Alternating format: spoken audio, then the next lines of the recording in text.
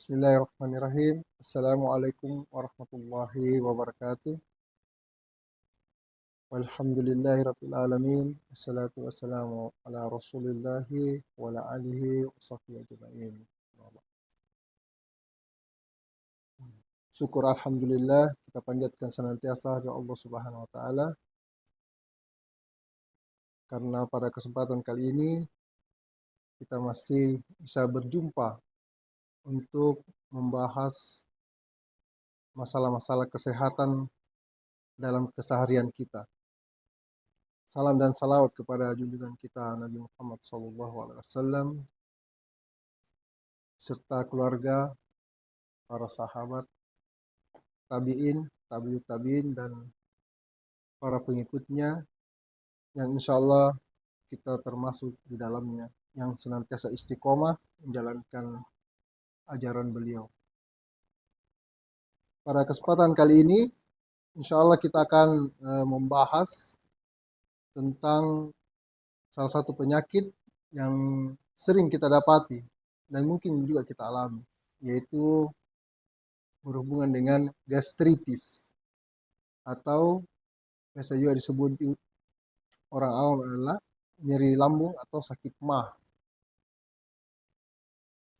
Jadi penyakit ini bisa dikatakan hampir setiap orang pernah mengalami hal ini. Apakah sebenarnya penyakit ini? Ini adalah suatu peradangan pada mukosa lambung. Jadi lapisan dalam lambung itu disebut dengan mukosa. Sama kalau tubuh kita ini ada kulit, ada lapisan kulit. Jadi di lambung itu kulitnya disebut mukosa. Itulah yang mengalami peradangan, infeksi atau pembengkakan, inflamasi. Nah, karena adanya peradangan atau pembengkakan pada lambung, inilah yang memberikan rangsangan nyeri atau perasaan tidak nyaman.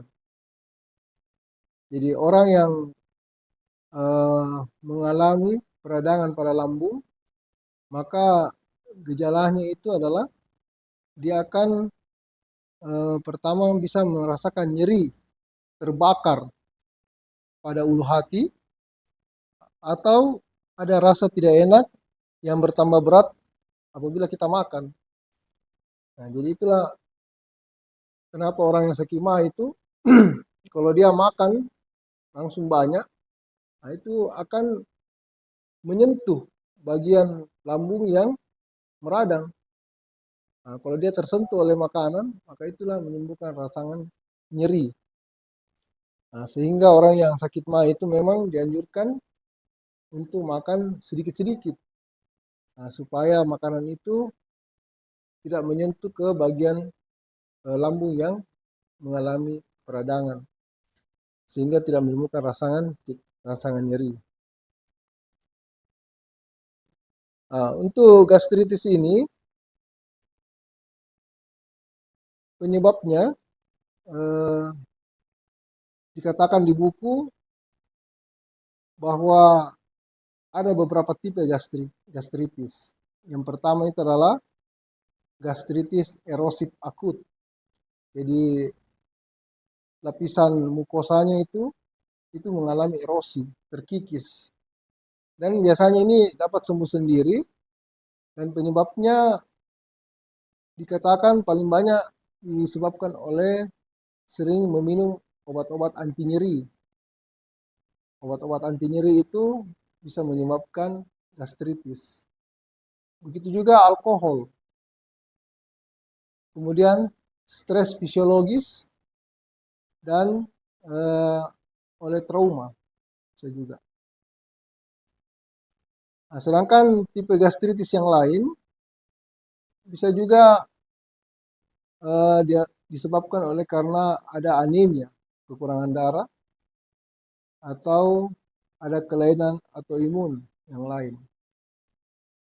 Nah, kemudian ada tipe gastritis yang lain ini sekarang sudah banyak ditemukan, yaitu karena infeksi dari satu bakteri yang disebut dengan Helicobacter pylori. Jadi ini yang sekarang yang banyak ditemukan terjadi infeksi di lambung itu disebabkan karena bakteri Helicobacter pylori. Nah, sehingga orang yang sakit MAH atau gastritis ini memang di samping diberikan obat MAH perlu juga diberikan antibiotik. Jadi kalau kita ke dokter biasa, kalau didiagnosa oleh dokter sakit MAH, nah, biasanya dokter juga di samping memberikan obat MAH, itu diberikan juga antibiotik.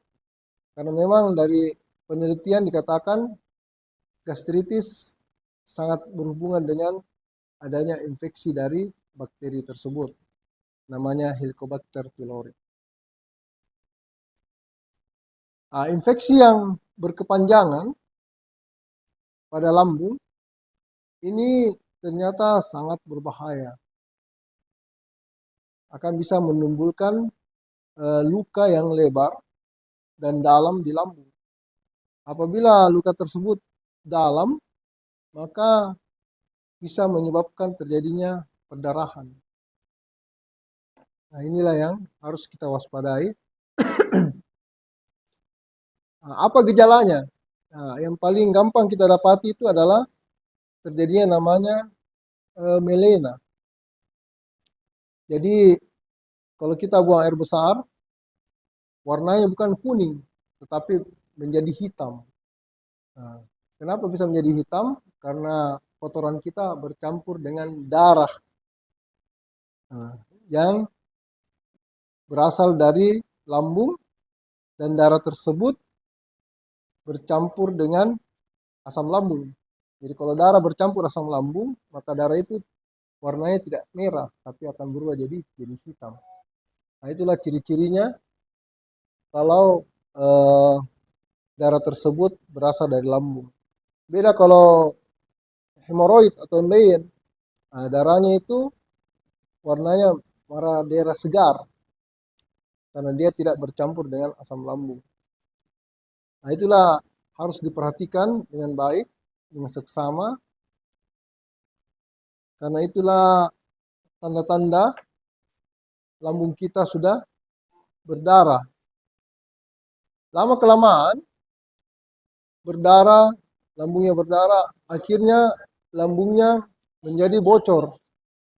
Nah, kalau lambungnya bocor, maka pilihannya adalah kita harus menutup kebocoran tersebut.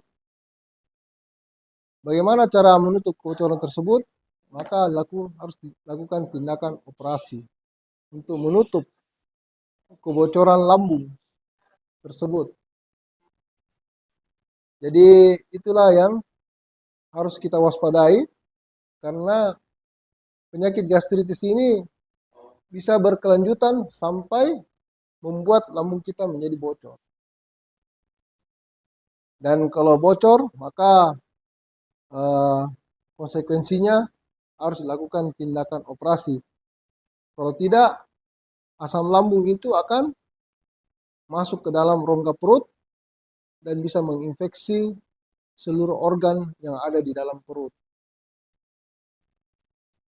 Nah, di sini dikatakan terapi yang dilakukan pada pasien-pasien yang mengalami sakit MAH atau gastritis ini harus yang pertama mengurangi obat-obat yang bisa menyebabkan iritasi pada lambung.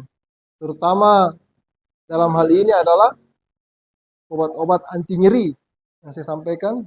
Jadi diharapkan kita tidak boleh mengkonsumsi obat anti nyeri dalam jangka waktu yang lama dengan dosis yang bukan anjuran dari dokter. Nah, kadang kita minum anti nyeri, minum 1 biji tidak mempan, tambah 2 biji langsung, lama-lama jadi langsung 3 biji, nggak bisa. Jadi itu sangat membahayakan lambung kita. Jadi harus dicari obat alternatif yang lain, obat anti nyeri yang lebih kuat, yang lebih bagus. Jangan serta-merta langsung menambah dosis. Itu sangat membahayakan lambung kita. Kemudian yang kedua, untuk mengurangi asam lambung, maka disarankan untuk memberikan obat-obat yang bisa mengontrol atau eh, mengurangi asam lambung kita, karena asam ini memang kalau ada luka pasti akan menimbulkan rasa nyeri. Sedangkan misalnya luka di tangan saja, cuma dikasih air biasa saja, nah pedis. Apalagi asam lambung. Asam lambung itu pH-nya rata-rata 2 sampai 3. Ya. Sedangkan air biasa saya pH 7, nah pedis. Ya. Apalagi ini asam. Makanya orang yang sakit MA itu sangat nyeri. Ya. Sangat tidak nyaman. Nah, sekarang sudah ada obat yang disebut dengan sukralfat. Nah, ini sukralfat kelebihannya adalah dia bisa melapisi bagian lambung yang mengalami infeksi. Jadi lambung yang meradang, infeksi itu akan terlapisi oleh sirup ini ya. Ini dalam bentuk sirup sukralfat. Ada juga obat-obat lain seperti antasida itu dalam bentuk tablet. Nah, kalau itu memang dia gunanya untuk mengurangi kadar asam dalam lambung secara langsung. Kalau sukralfat dia untuk melapisi bagian yang mengalami peradangan. Di samping juga bisa menurunkan kadar asam lambung. Setelah itu pasien harus juga diberikan antibiotik. Nah, antibiotik bisa dikombinasikan dua macam, tetapi yang dianjurkan adalah penggunaan antibiotik yang bisa berlaku untuk banyak kuman. Karena memang bakteri yang ada di situ bisa saja cuma satu macam, tapi bisa juga beberapa macam bakteri. Kemudian pada pasien-pasien yang memang selalu mengalami eh, berulang, berulang atau gastritis kronik, itu sangat disarankan untuk dilakukan pemeriksaan endoskopik. Jadi endoskopik itu dimasukkan selang melalui hidung, di ujungnya selang itu ada kamera. Nah, kamera itu yang masuk sampai ke dalam lambung untuk melihat secara langsung bagaimana kondisi lambungnya di dalam. Nah, kalau misalnya ada perdarahan, bisa dihentikan perdarahannya. Misalnya kalau kita mau mengambil sampel untuk melihat bakteri apa yang ada di situ, bisa juga dengan endoskopik. Nah, itulah yang perlu kita pahami bahwa sakit MA ini pada dasarnya atau gastritis ini sebenarnya pada umumnya bisa sembuh dalam waktu beberapa hari. Kenapa? Karena dia prinsipnya sama dengan luka. Kalau di kulit, dia akan sembuh sendiri. Dia akan sembuh pelan-pelan, dia akan sembuh, akan menutup sendiri. Nah, cuma itu ya yang harus kita perhatikan, jangan sampai dia menjadi lebih berat. Bahkan sampai terjadi perdarahan, bahkan lambungnya bisa menjadi bocor. Itu yang harus kita waspadai sampai ke sana. Jadi inilah salah satu pentingnya lambung kita ini harus senantiasa kita pelihara. Salah satunya adalah dengan berpuasa. Kalau kita berpuasa itu artinya sama dengan kita memberi kesempatan pada lambung kita ini untuk beristirahat bekerja. Kalau kita beri kesempatan untuk beristirahat bekerja, maka lambung itu akan memperbaiki dirinya sendiri. Sehingga kalau ada luka atau lecet di dalam lambung, maka dia bisa memperbaiki dirinya sendiri. Nah, demikianlah pembahasan kita pada kesempatan hari ini. Semoga bermanfaat buat kita semua, sehingga kita bisa memelihara lambung kita ini dari hal-hal yang bisa membahayakan kesehatan kita.